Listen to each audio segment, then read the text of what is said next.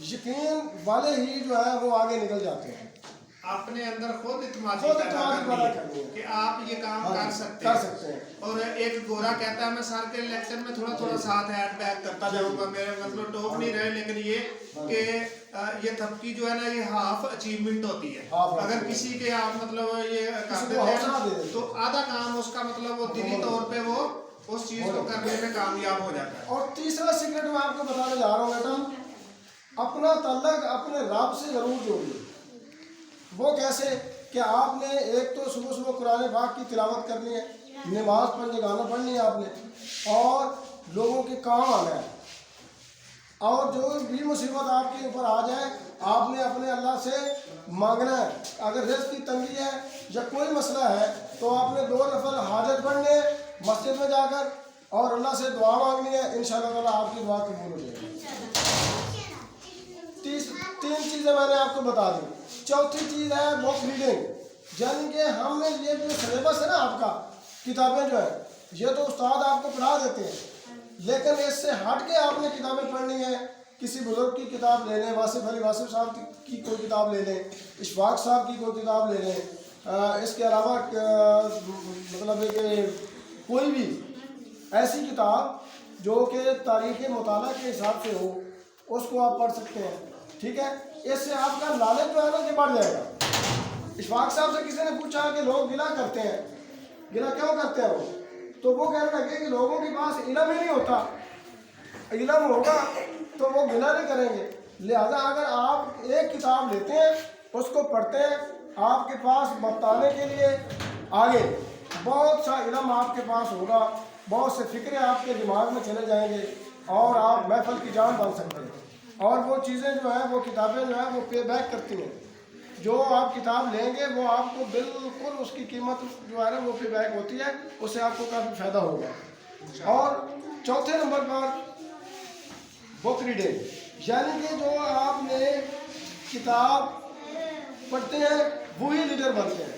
جو لوگ دنیا کی تاریخ یہ بتاتی ہے کہ جن لوگوں نے بھی کتابیں پڑھی ہیں وہ لیڈر بنے ہیں، وہ رہنما بنتے ہیں. لہذا آپ نے سلیبس سے ہٹ کے کتاب جو ہے نا اس کو پڑھنا ہے. اس کے 5ویں چیز میں آپ کو یہ بتانے جا رہا ہوں کہ ٹرینڈ کو فالو نہیں کرنا کہ فلاں کا بیٹا ڈاکٹر بن رہا ہے کہ میں بھی ڈاکٹر بننا چاہتا ہوں، فلاں کا انجینئر بن رہا ہے میں بھی انجینئر بننا چاہتا ہوں. لیکن اگر آپ نے اپنے اندر آپ نے جاتی مارنی ہے کہ میں کیا بن سکتا ہوں، اپنے آپ سے سوال کرنا ہے. کیونکہ انسان کو پتہ ہوتا ہے جب آپ اگلی کلاسوں میں جائیں گے، ابھی آپ چھوٹی کلاسوں میں ہیں، پھر آپ بڑی کلاسوں میں جائیں گے، آپ ایف ایس سی کر لیں گے، بی ایس سی کر لیں گے، تو پھر آپ کو پتہ ہوگا آپ کے اندر جو پیشن ہوگا، آپ کے اندر جو جذبہ ہوگا، آپ جس طرف مائل ہونا چاہتے ہیں آپ نے وہ کام کرنا ہے جو آپ کے اندر سے آواز آتی ہے. ٹھیک ہے نا؟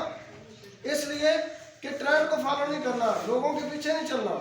آپ نے اپنے اندر جاتی مارنی ہے کہ میں کیا کر سکتا ہوں، وہ آپ نے ڈپارٹمنٹ چوز کرنا ہے، اس سے آپ زیادہ کامیاب ہوں گے. اگر میں ٹیچر ہوں، اگر میں اچھے طریقے سے نہیں پڑھا رہا تو پھر میرا وہ پیشن نہیں ہے، وہ میرا جذبہ نہیں ہے.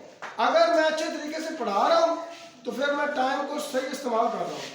اگر میں اچھے طریقے سے نہیں پڑھا رہا بچوں کو تو پھر میں اپنا ٹائم بھی ضائع کر رہا ہوں اور گورنمنٹ کا جو پیسہ ہے وہ میں حرام کھا رہا ہوں اگر میں صحیح طریقے سے بچوں کو ڈلیور نہیں کر رہا. تو لہٰذا آپ نے وہ کام دنیا میں کرنا ہے جس سے آپ کو محبت ہے، جس کام کو آپ ایزیلی کر سکتے ہیں. اور آخری بات بیٹا میں آپ کو یہ بتانا چاہتا ہوں کہ آپ اگر دنیا میں کامیاب ہونا چاہتے ہیں، ہر میدان میں کامیاب ہونا چاہتے ہیں، تو پھر اپنے اساتذہ کرام، اپنے والدین، بزرگوں، بے کس لاچار لوگوں کی خدمت کرنے کا جذبہ رکھیں اور ان کا کہنا مانیں، ان کا احترام کریں. کیونکہ باادب بانصیب ہوتا ہے، اس لیے کہ جب ابھی آپ چھوٹے ہیں، آپ کے ذہن ابھی کورے کاغذ ہے. بیٹا ابھی سے اگر آپ لوگوں کی سیوا کرنا، خدمت کرنا شروع کر دیں گے تو بڑے ہو کر آپ لیڈر بن جائیں گے.